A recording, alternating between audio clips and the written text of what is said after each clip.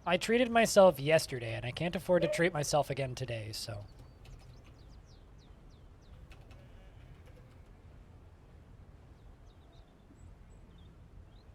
That's how it's spelled. You spelled it right. Poke. Like Pokemon. But Pokeball. Oh, I see where I'm supposed to go here.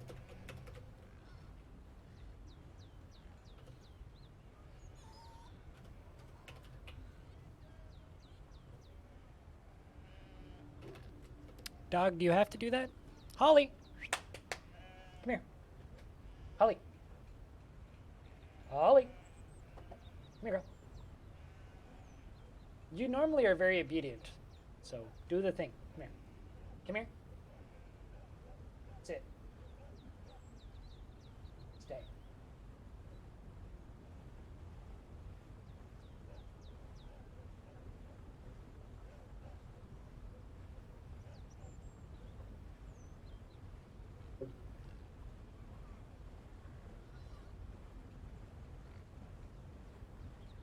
Oh.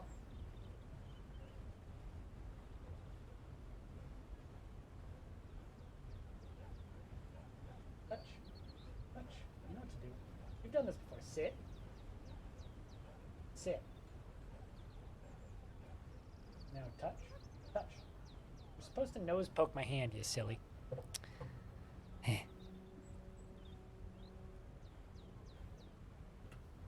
She listens to me when she decides to. I distracted her long enough that hopefully the people left the backyard. Because she's decided everything she sees outside the window is worth barking at. Which is not true, because we're in an apartment building. People come and go. She is floofy, yes. She's actually too floofy. She needs a haircut.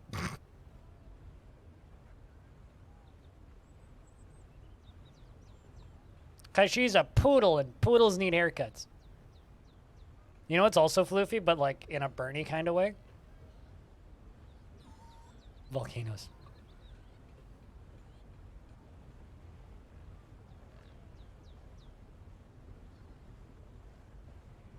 It's floofy and like a we're all gonna die in fire sort of way. Cat in a dog's body? Holly? No. No, she is very much a dog in a dog's body. She just doesn't listen to me because I'm not the person who trained her. You know, I'm not gonna lie. I got about 1,000% less interested in this Dune. Like, I haven't seen it yet, right? I was like this close to renting it yesterday. Because I could. It's actually available for rental here now at exorbitant prices, but it is available for rental. I was this close to renting it, and then I read that it's a part 1. I had no idea it was a part 1. And I almost immediately lost all interest in seeing Dune.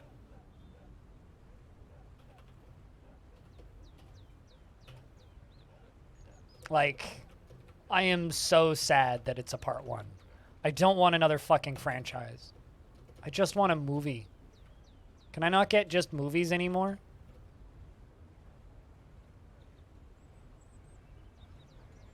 I mean, I don't want a 6-hour movie. I'd want a 6-part series.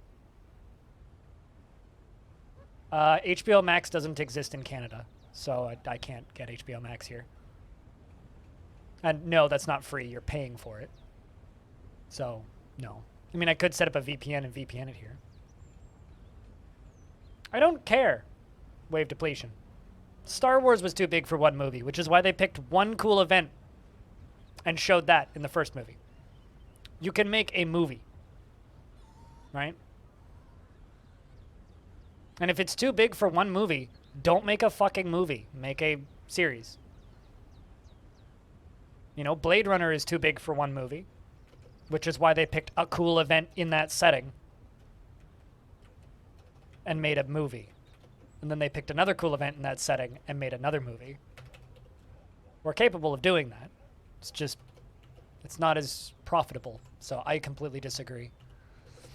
They absolutely could make a 4-hour movie or a 3-hour movie and cover enough to make it a good movie. But instead, they choose not to. So instead of watching Dune, I rewatched Arrival, and Arrival's still a very good movie.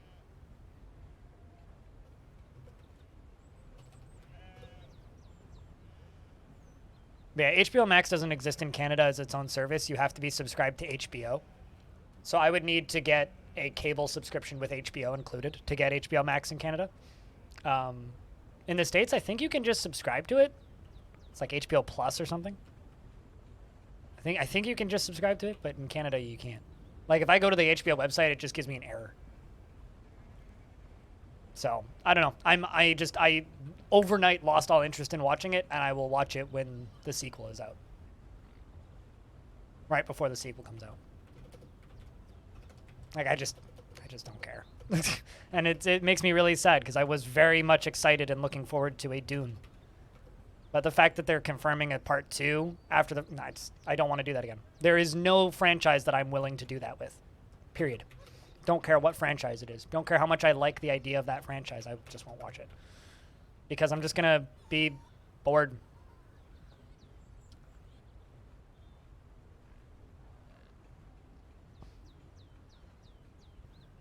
And see, here's the thing, right? And this is like what you do with big sci-fi worlds, right? You don't make one movie, right? You just pick the coolest event in that universe. Because, like, Dune itself isn't that interesting in a short thing, right?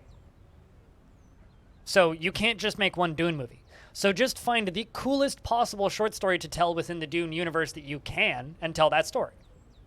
They could do that. Or do a 8-part series and put it up on streaming. Big budget 8-part series.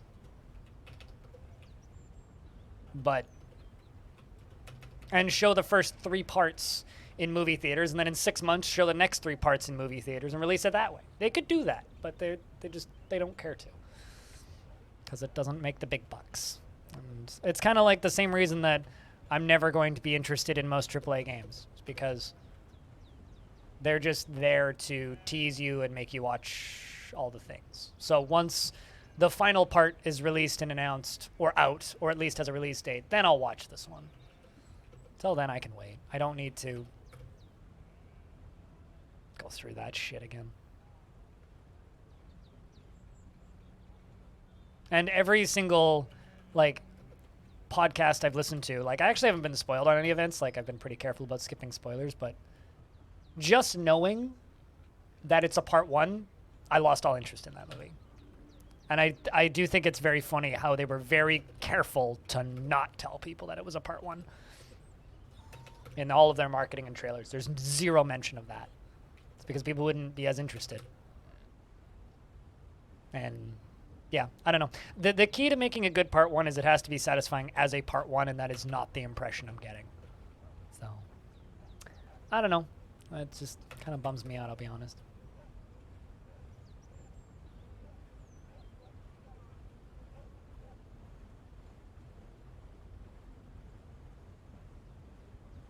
Also, Zope, your rephrase is exactly why I'm not interested in that movie.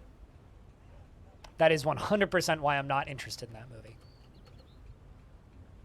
Because I like the way that movie's been described to me is a slower Blade Runner, which I always want to call 2077 now, which isn't wrong, which isn't right. 2049? Blade Runner 2049? Yeah, Blade Runner 2049.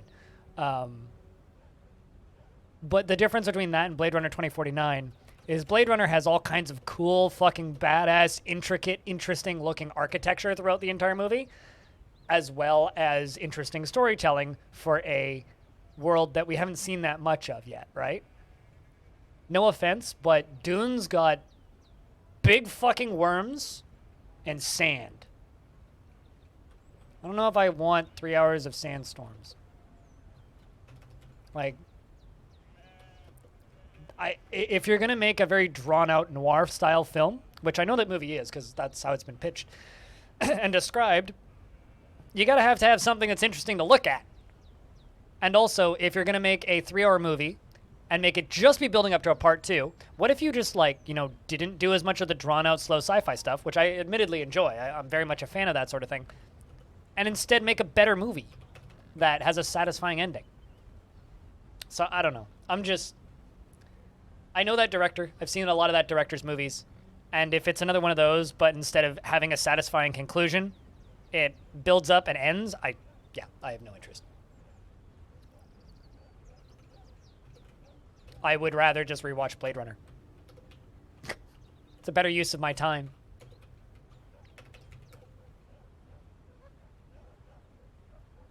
Or The Arrival, which I did. By the way, The Arrival's still a very good movie. Should rewatch The Arrival, chat. I'm just saying. I don't know. Is this like a weird opinion or take to have on film these days, or is this like considered a normal opinion? Because I actually don't know. I don't pay much attention to film critique these days.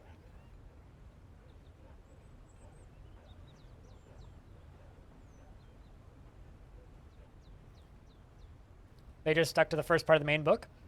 That's okay. So that's not what I think they should have done, and I'm going to backseat direct from the point of view of somebody who hasn't seen the movie, so don't take any of my opinions seriously. What you do is you take the most interesting part that would make its own, the best. If you're going to take a book, don't try and do the whole book, because you can't do that. Really, it never works. It's never worked. The closest maybe is Lord of the Rings, but even then, it doesn't work. And they filmed all of those in advance, too. The way you have to do that is you have to find the coolest event in those. If it's a more niche series, unlike Lord of the Rings, you just have to find the coolest possible event. Like, I would have absolutely watched a 2-hour movie that was just Helm's Deep. You could have done that. You could have just made a movie called The Battle for Helm's Deep and just had that. All of the plot lines necessary for that fight and that battle to make sense. You could make a 2-hour movie out of that battle. And that's basically what you'd have to do for a modern book series, right? Like if they were going to make a tried to do the one movie thing with Dune, and well, that speaks for itself. Also, it was David Lynch directing it.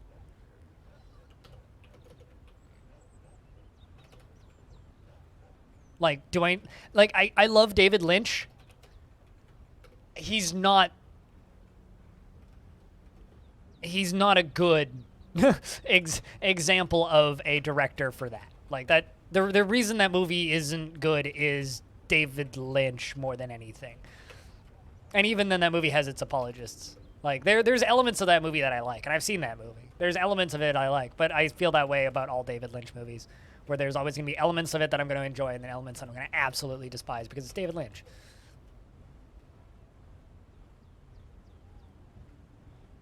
Did he really have his name removed from the credits? That's bizarre. That's just David Lynch.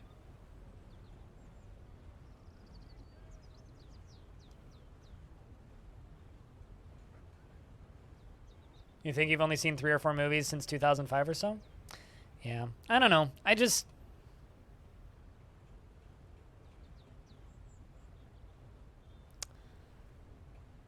do believe that there is a way to make book movies, and that's just not it. The reality is enough people have seen Marvel, and not just those movies, but the amount of money that Marvel makes, and says, okay, you have a big franchise, do that, right? That's what they want. They don't want to make, or the what's the word? The production companies don't want to make a good one-off movie about a good thing. They want to make a franchise that will print money for the next 2 decades.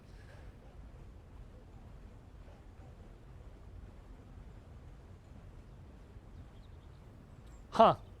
That's interesting. I had no idea about that. Because I had that movie on VHS, which definitely had his name in the credits. Orange, what's up? It's good to see you. How's things, man?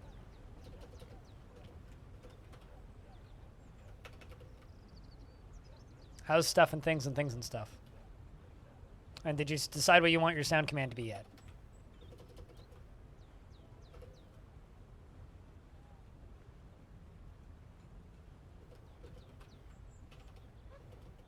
Well, that's a positive.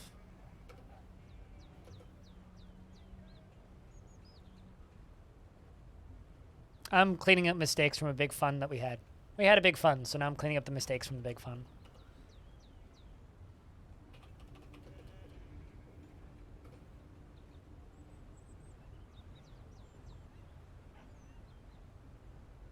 You got pulled onto the road at last minute? Oh, that sucks. How long are you on the road for?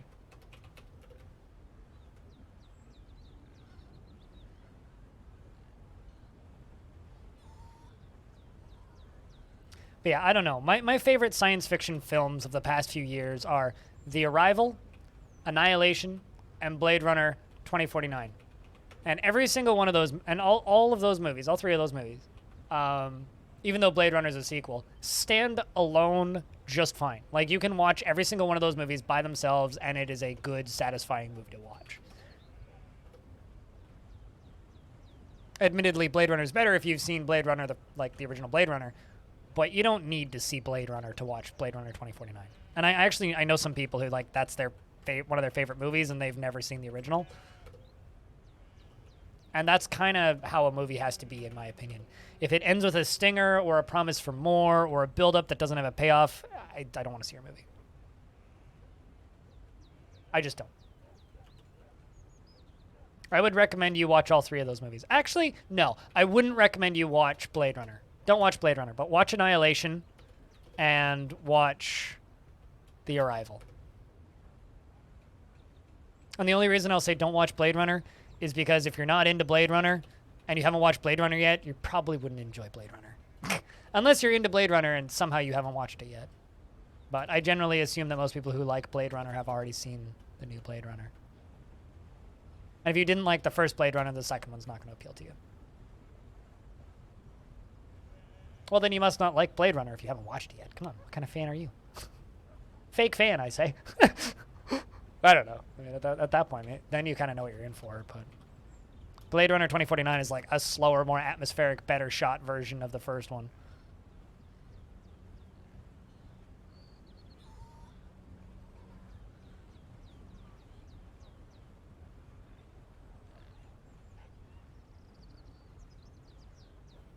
That sucks that it's 2 weeks, but eh. But yeah, watch The Arrival and watch Annihilation. Although the problem with there is actually an issue with watching Annihilation. And that is, if you are even remotely squirmy about the concept of the existence of self and consciousness and who you are as a person, that movie might give you an existential breakdown. Annihilation will. Annihilation might give you an existential breakdown. Like, you might have a crisis after that movie's over, because it kind of gave me a crisis. I saw that movie for the first time in 2018, I want to say. I've watched it once since then, and I still think about that movie on probably once a week. I will just sit there and think about, like, what that movie discusses and thinks about and talks about. It is not a satisfying ending, but holy fuck, it's a perfect ending. Well, I mean, that's what the internet is for, right? Fucking. So, perfect thing to say about it, Bastet. I hope your internet gets better. There is actually another movie in there, but I wouldn't say I like it as much as those two mentioned movies. But the one other movie I really fucking like is why am I blanking on the name of it? Ex Machina. Or no, just Ex Machina, not Nex Machina. Nex Machina is a video game. Ex Machina is the name of the movie. With the half-naked robot ladies. Or rather just naked robot lady. That's a very good movie as well. But not as good as the other two.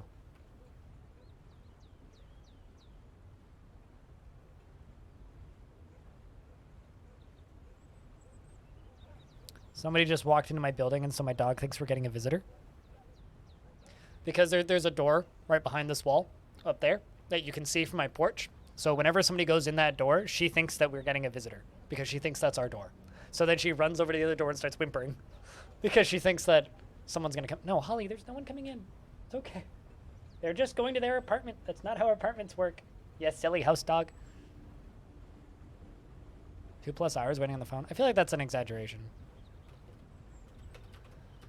I was like, maybe this is just me. Maybe I just have some wonderful ISP that treats me very well, but like, I phone them and it's maybe 10 minutes of back and forth, and they usually fix the problem.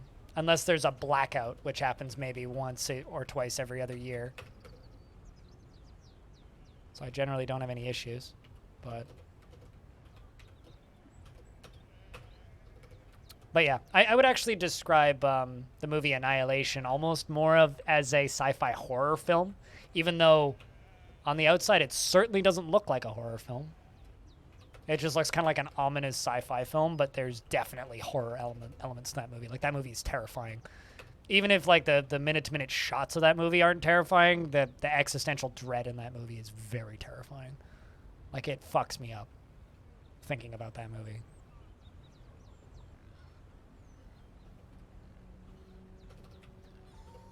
Also, I'm going to complain about region locking for a second here. That director who directed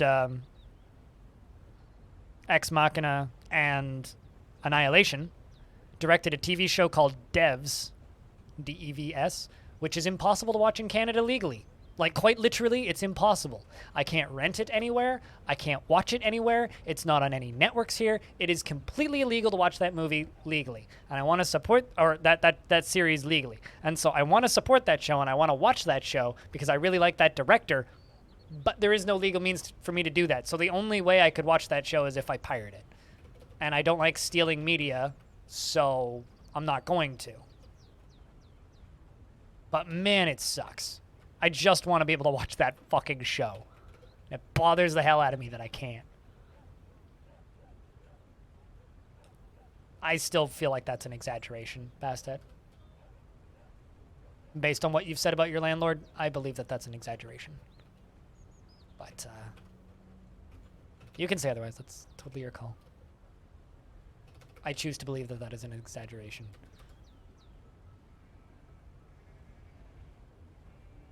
It, to me, sounds like a landlord that doesn't want to spend more money on internet.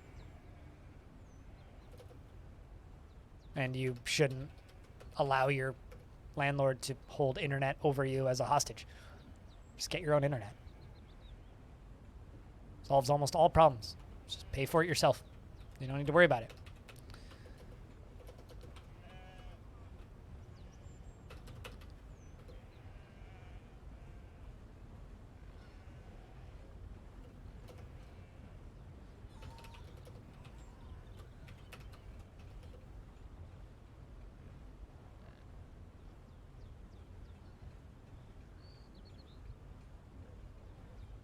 I don't know what you mean by the last Airbender type of movie, because as far as I can tell, that movie was just horrendously terrible.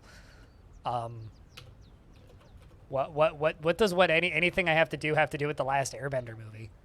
What type of movie is the last Airbender? Aside from just a bad one. I never saw that movie, so I can't really speak to it, to be clear, but...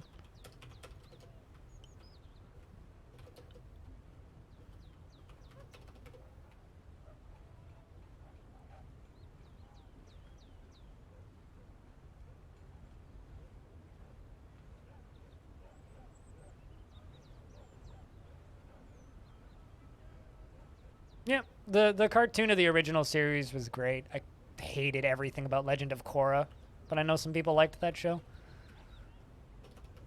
It's really hard to live up to a borderline perfect series, so...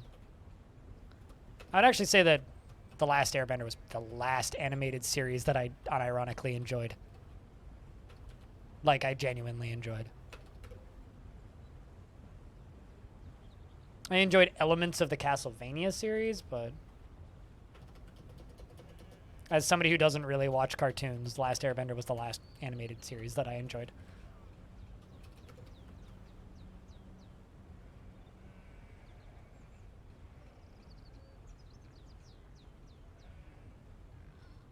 Speaking of the Avatar Last Airbender, that's one of the few... Uh-oh, gem window was toppled. Well, we got a crime against Dodic, apparently. Huh, I don't actually remember that happening. Radio Free Olive is toppling gem windows. Hopefully somebody sees you and they report the crime.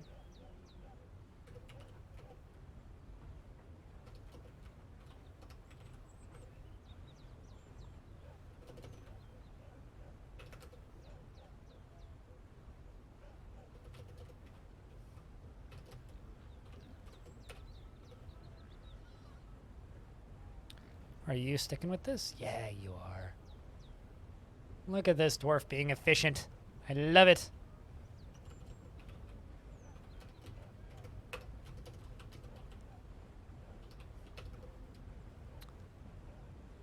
This is what happens when you do big cave-ins and stuff. You have to clean up your oopsies. Cleaning up oopsies often takes longer than than it would have if you'd just done it that way the first time, but we got fireworks, so it's worth it. Although, all of my complaining aside, it's good that Dune is getting a part 2. Because the only sin that's bigger than making a movie that's planned to have 2 parts is making a movie that's planned to have 2 parts and then not getting the second part. It's the only thing that's worse than making a movie with this planned second part, is making a movie with a planned second part and then not having the budget or funds to make the sequel.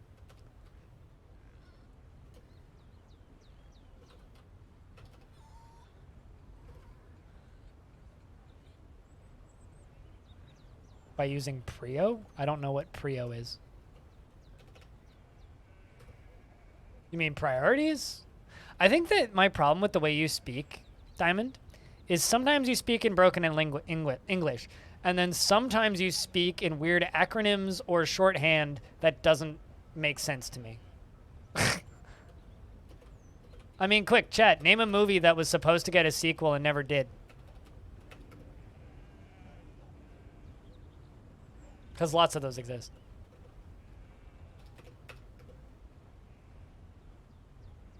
I mean, I'll start. The Titanic. Man, they left that on such a cliffhanger.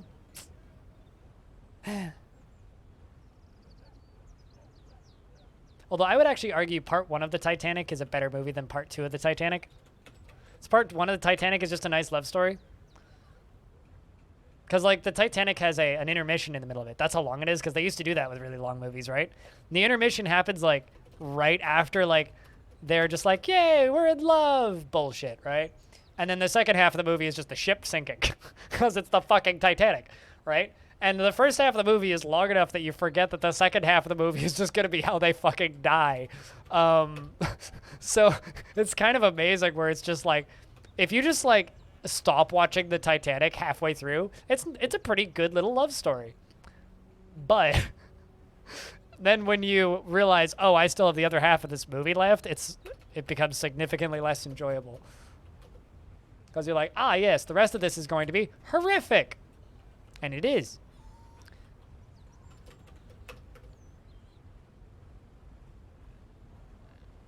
They would do that so that they can change the reel?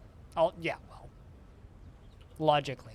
I personally think that 3-hour movies should have an intermission anyways so I can go pee and not miss anything. That's the other reason I never see movies in theaters anymore, because I want to pause it halfway through and go have a toke or, you know, get some more food or go pee and not miss vital minute bits of importance. It's like, I know why they did it. It's so they could, like, swap out film, but...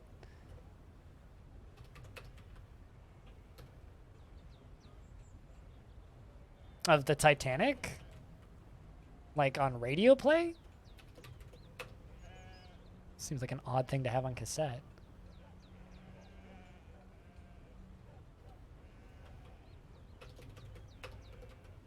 For some reason, I have the intermission of the original Dr. Dolittle and The Sound of Music stuck in my head. I can remember the music from both of those, like, by heart. For one reason or another. And Swiss Family Robinson. That had an intermission in it, if I remember correctly.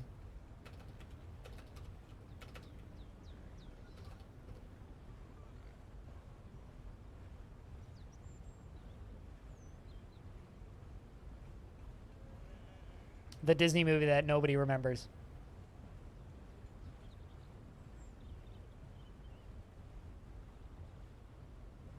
Yeah, absolutely. How else are you going to refresh your chips and popcorn and go pee without missing anything? Actually, the reality of that is that's what your extra cup is for, and also why the good movie theaters just have chair service where they bring you drinks to your seat. But...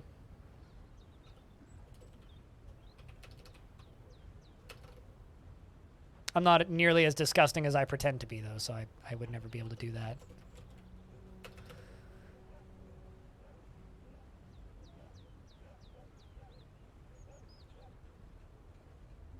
Like, you know, when I was rewatching The Arrival last night, I stopped for 20 minutes in the middle to, like, cook some dinner. I got hungry. Listened to a bit of one of my records, took a break, stretched, did all that stuff.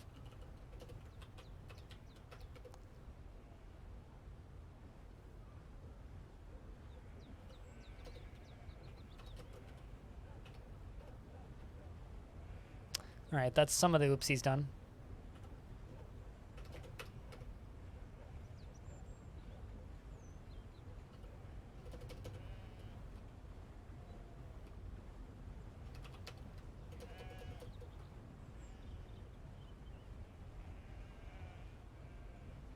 Take a break at times. Yes, but my stream doesn't really have many intermissions. Maybe I should implement more intermissions into my schedule.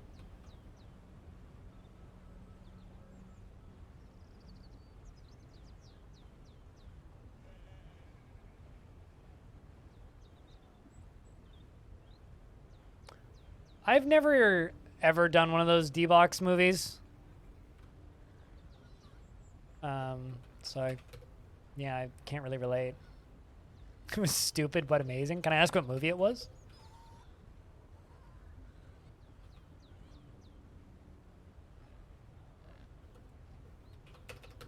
Because some of the movie theaters around here have like big fucking lazy boys that are kind of nice, but they're not D-Box.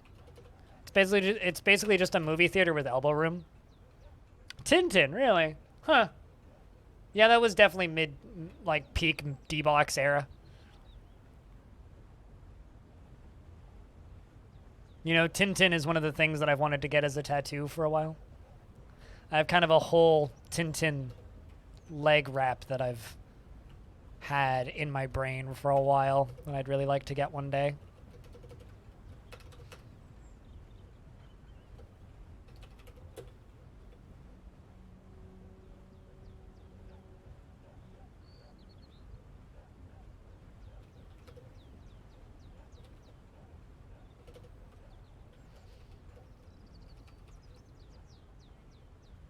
What? Oh no. Oh no! I had 2 layers of oopsies. Ah, boy. Boy, oh boy, oh boy.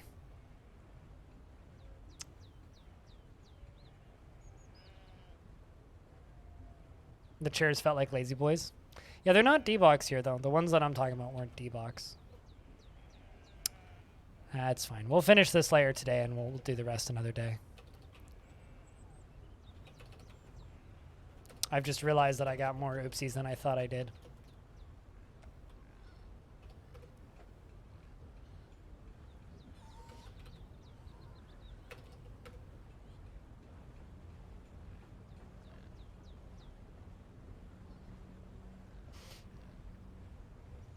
Probably not if you knew the costs. Oh yeah, to go see a movie in such a small crowd, it's absolutely expensive.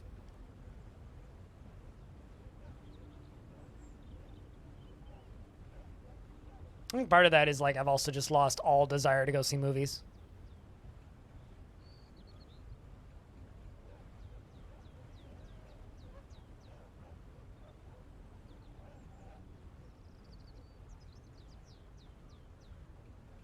You know what I think is hilarious? Well, first off, both of these screens aren't working. But this is my YouTube dashboard, right? Ready to get business savvy? Tips from a successful creator on how to take a YouTube channel and turn it into a business that earns you money. Pretty sure I'm already doing that. Last I checked. Maybe I'm wrong, but why don't you patronize me, YouTube?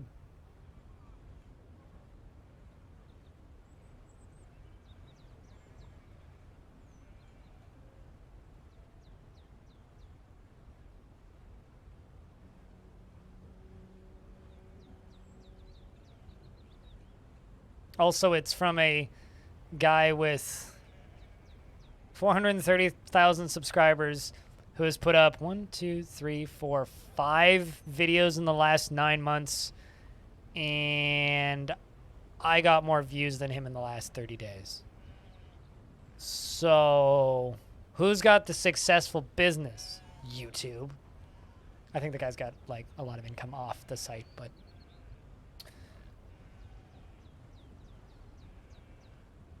someone just backed into your truck. Excellent. You should tell them to back out of your truck. Maybe you can give them a lift since they're in your truck. That was a terrible joke. I'm sorry. I hope that your workday gets better, Orange.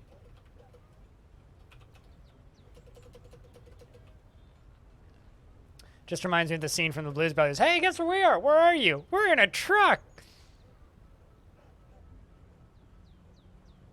You'll never guess where I am right now. Where are you? I'm in a truck. Good movie.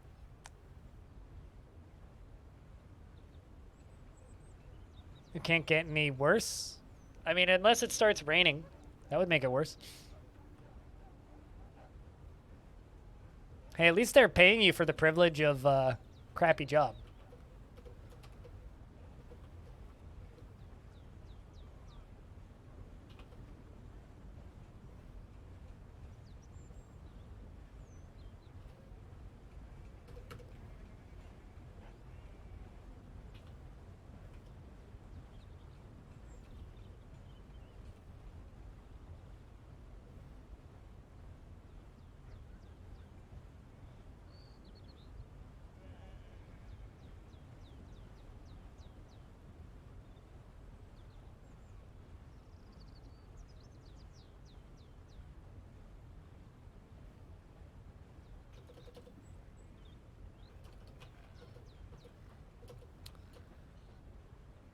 All right. Also, for some reason, I'm like kind of losing my voice. I did a lot of screaming when I was at the concert.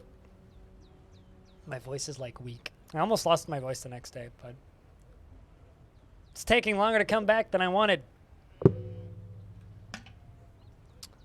Told my dad after I got back from the concert, or the next day after the concert, that I felt like I'd been hit by a bus, and he goes, why? It's like, well, it's the first time in like a year and a half that I went to a concert, stood stationary and screamed for like 2 hours basically, and then went out for beers and then came home. I'm just fucking exhausted.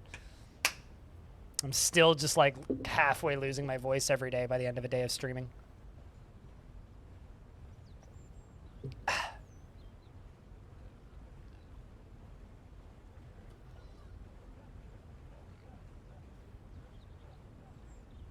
Let's just finish this up.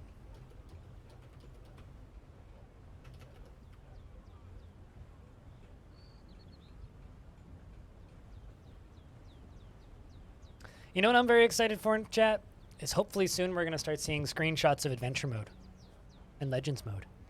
Actually, you know what my actual hope is the last time I interviewed Tarn, at the end of the interview with him, he stated that, like when I asked when is the Steam version out, he stated that it could be out this year if nothing goes wrong, but things could come up and get in the way and make it not come out this year. We also very inconspicuously have seen nothing of adventure mode yet, which I assume means they haven't even started. But there is me being a conspiracy theorist, and I have no inside information outside of the information that you guys have. There is a possibility that what if they're already done with adventure mode and they've been working on adventure mode this whole time and they're done with legends mode and well, actually, no, he stated he hasn't even started on adventure on legends mode yet. But what if there's hypothetically a chance that he's actually done with all that stuff or could very quickly like transfer that stuff over and it still comes out this year?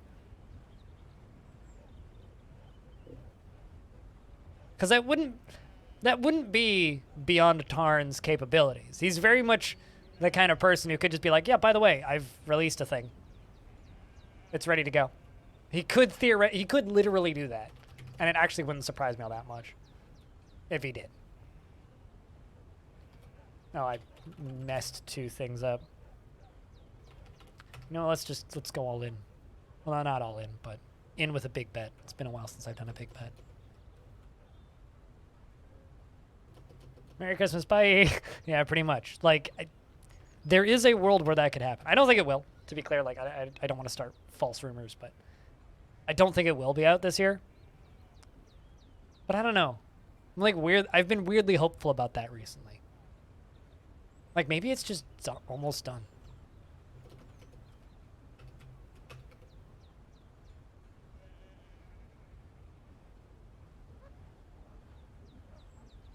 Stubbornly trying to one-up himself with what? What would he be one-upping himself with? Taking longer to finish an update? What?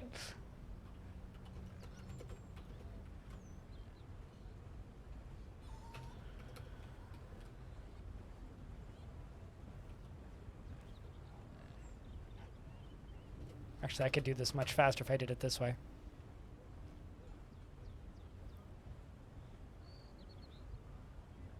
Oh, by making it better? I kind of doubt that. Maybe one up himself by taking longer to finish an update. I could see that.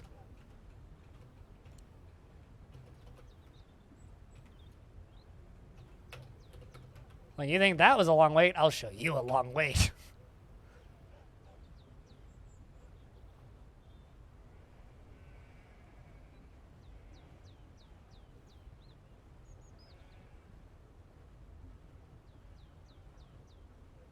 Best of luck, Peter.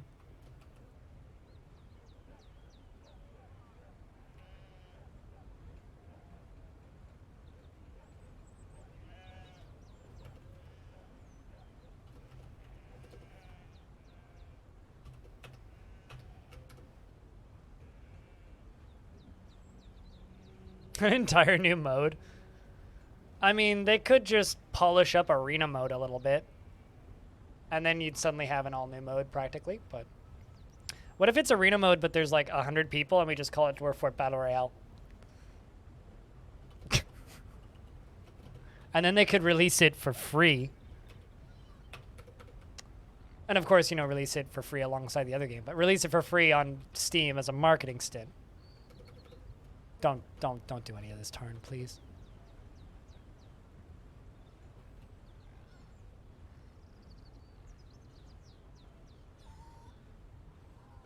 I would probably shoot myself in the foot with something heavy, like a slingshot and a rock, if that was the case, wave depletion. I would be so sad. I'm not even going to lie. I would genuinely be so sad. Be like, Tarn wasted a year of development on what?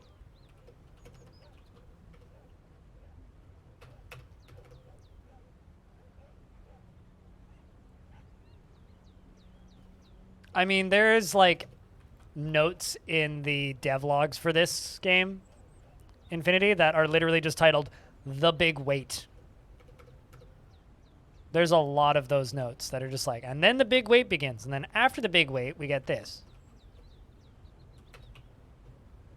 Like, the big wait is something that the player base has been expecting for a very long time, so it only makes sense for there to be a big wait.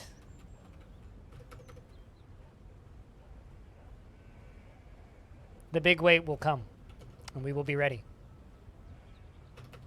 Because the big wait is the wait for the Magic update, which is going to take a very, very, very long time.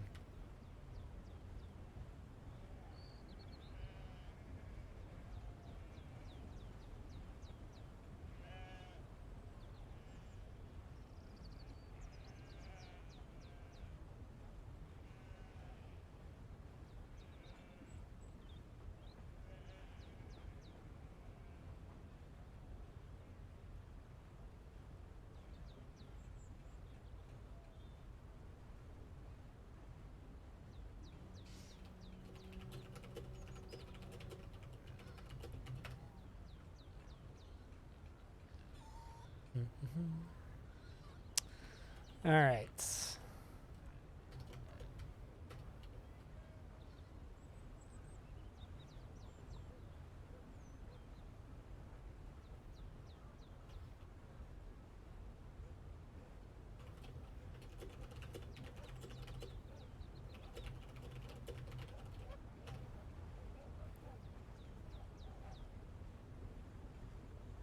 Okay. So, I've kind of gone around the edge. I've still got a lot of oopsies to clean up. Boy. I'm not sure those cave-ins were worth it. Chat, do you think those cave-ins were worth it? I really hope those cave-ins were worth it. Because it's going to take a while for me to fix all those mistakes.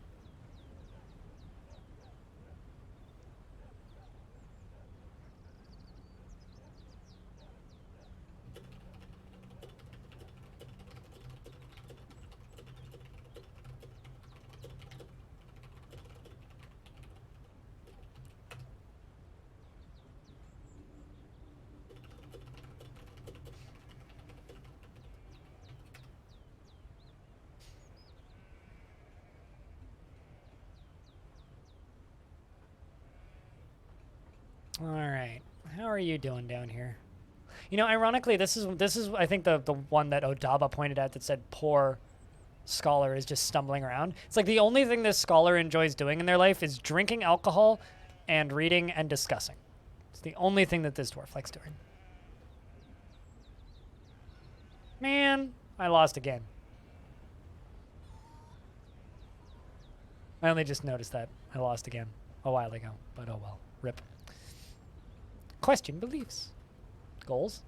What goals?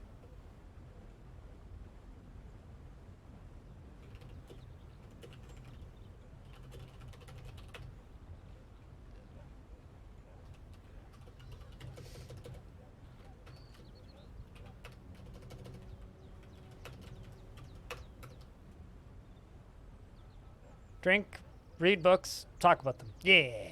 That's actually, you know, yeah, I do agree. Goals.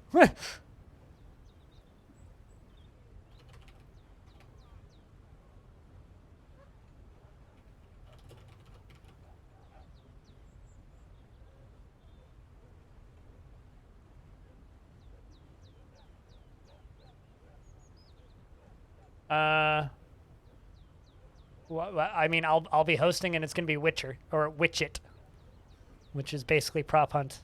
So I will be hosting because I'm the only channel on our team who likes Halloween, and so everybody else is like, Halloween stuff. I'm like, well, I'm literally always branded as Halloween, so I guess I might as well host the Halloween games night.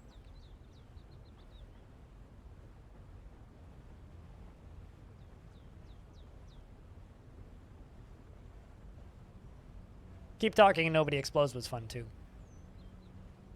I don't know if I could play that game very much, but I just got to do word searches every now and again, and that was nice. I like word searches.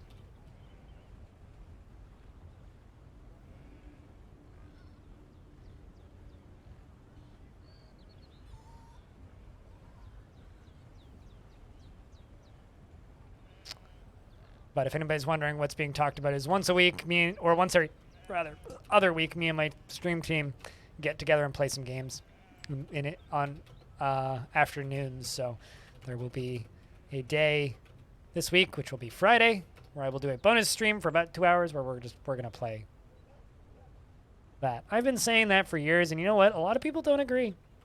I think it's just like the built-in Catholicism of a lot of places in Europe. You know, like Halloween is just kind of evil and bad for some people. You know, they don't quite have the. I think we kind of like steal it from Mexico a little bit, kind of the celebration of Satan and the dead. Maybe not Satan, but the celebration of the dead. You know, where the Catholicism doesn't really have that. And in places in the world where there's a church on every other corner, yeah, it's less likely that you're gonna like celebrate Halloween. Because, like, you know, Scandinavia loves Halloween, but they also love heavy metal and evil stuff, right? No, it's not. It's not about Satan. That's just me saying the wrong word, thinking one thing. No, Day of the Dead's like celebrating the your dead ancestors. But, like, Catholicism doesn't do that. Catholicism, you envy the dead, but you're not allowed to kill yourself because that's bad. So you simply... You put people up into heaven, you mourn for a little bit, and then you wish that you were dead. And then you exist as kindly and as boringly as you can until you too can be dead. Day of the Dead is exceptionally wholesome. I love Day of the Dead. Beautiful artwork, too. That's like one of the only times I think I would be a tourist for a holiday is to go see some actual Day of the Dead stuff.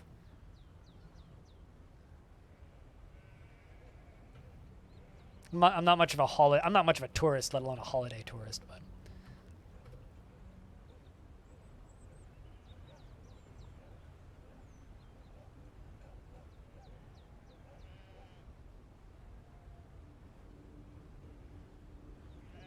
you'll hang out and remember your friends. Yeah.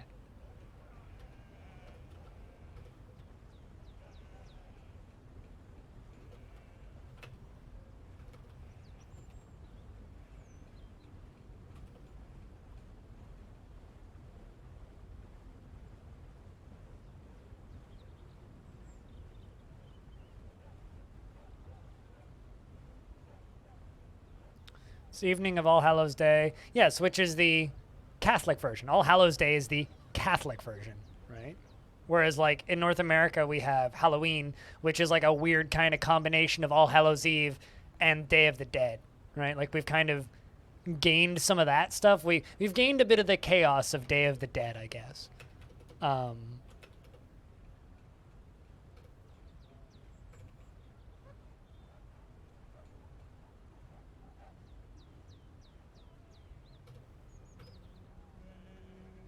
But, you know.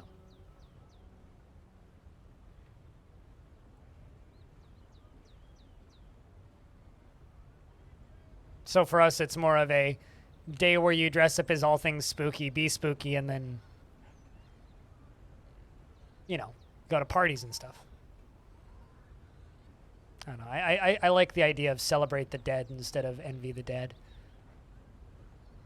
Because, you know, every good Christian wants to go to heaven.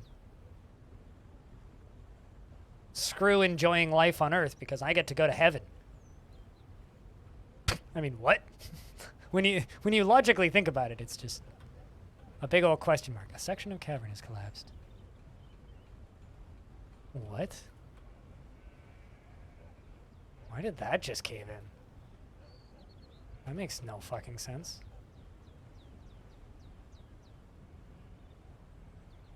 Weird. Oh, I know why. It's because shit's burning down again. Our friendly local blob of fire is setting shit on fire again. Good to know Usman's still at it. Good to know he's still at it.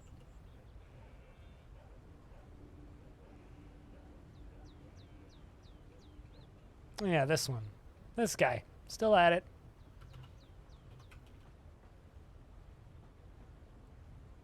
I don't think you can. Unless you lock yourself in there, in which case that's your own fault.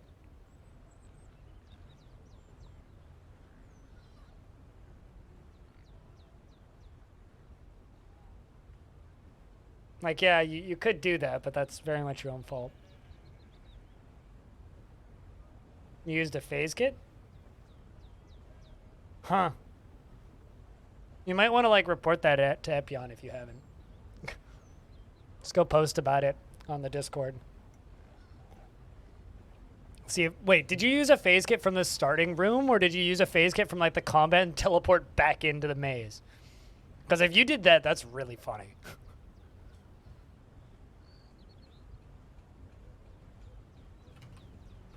That is actually really funny. From combat back into the maze. Okay, yeah, that's I can't even feel bad. That's just funny. With 2 locked doors?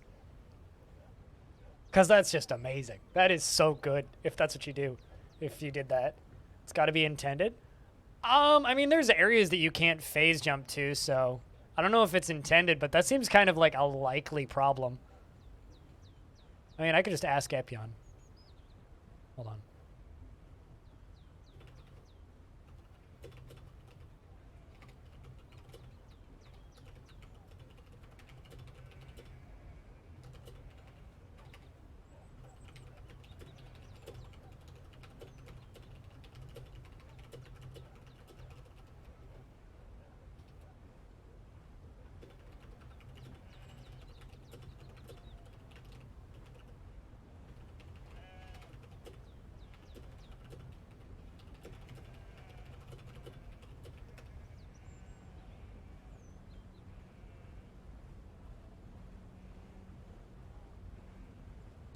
RNG decided it was time for you to go to your new forever room. I mean, it's not even RNG though, because like the way the phase kits in Jupiter Hell work is it tries to teleport you to a part of the map with as few enemies as possible, like as far away from majority of the enemies as possible, right? So if that happens to be in a locked room, that is possible, but I don't know if that's really intended. Like, I mean, it might be, but I don't know, man.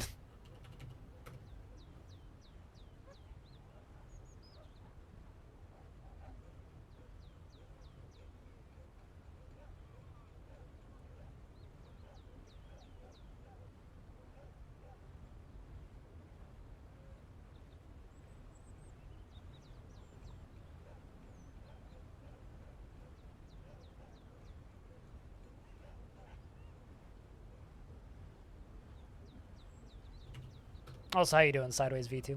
It's good to see you. I think the very Catholic and Irish had superstitial games in the evening before All Hallows Eve. Then they carved jack-o'-lantern turnips. Yep.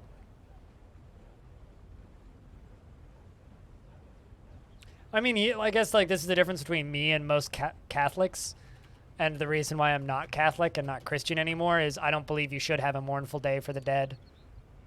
I think that's silly. What the fuck is the point? Like, they're dead, right? They're gone. They're like, I don't really believe in a lot of things religions believe in, but someone's dead. Fuck it, they're dead. You're still alive. If you spend the rest of your life being sad about them being dead, your life's going to be really unpleasant. Don't be mournful. Be happy. They got to live. And you still get to live. Fuck it. Have fun. Enjoy your life. You know? I've lost enough people in my life to know that it's like, it's not worth being sad. Like, being sad is part of mourning, and yeah, I get that. Be sad initially, but after that period of time, just fucking move on. Put on some shoes and go outside and have a good time. Don't worry about the others. They're gone. It's okay. It's time to move on.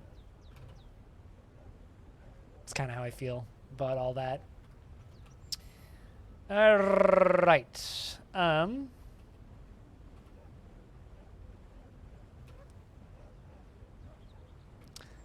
Ghost made a friend. I just realized. Oh, never mind. I thought Ghost had a new lover. Ghost's lover has been dead for a very long time, and I thought Ghost had a new lover, and I realized Ghost doesn't have a lover because their lover's been dead for a while, and I was sad.